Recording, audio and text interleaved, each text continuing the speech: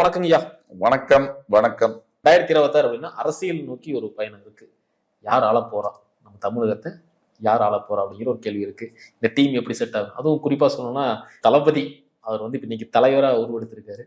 So அவருக்கான possibility இருக்கா அப்படிங்கிறது பார்க்கலாம். அதுவும் இல்லாம நம்ம ராசி ரீதியா கடக ராசி இந்த வருஷம் என்ன சொல்ல போகுது?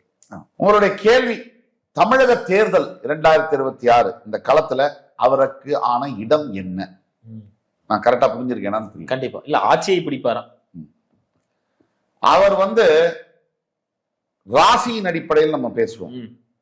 ஜோதிடம் அடிப்படையில் கடக ராசி அஷ்டம சனி விலகி மார்ச் 6ஆம் தேதி பாக்யஸ்தானத்திற்கு சனி பகவான் செல்லவிருக்கிறார். இது அவருக்கு மிகப்பெரிய பிளஸ் பாயிண்ட். விபரீத ராஜயோகம் கொண்ட ஒரு ஜாதகம் விஜயுடைய ஜாதகம்.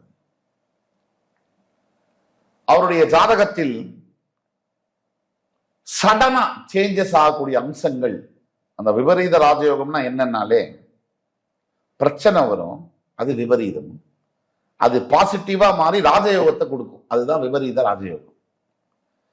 இந்த காலத்துல எனக்கு தெரிஞ்ச வரைக்கும் ஜாதக ரீதியா அவர் கண்டிப்பா மிகப்பெரிய சக்தியாக கோலோற்றுவார் என்பதில் ஐயப்பாடே தேவை.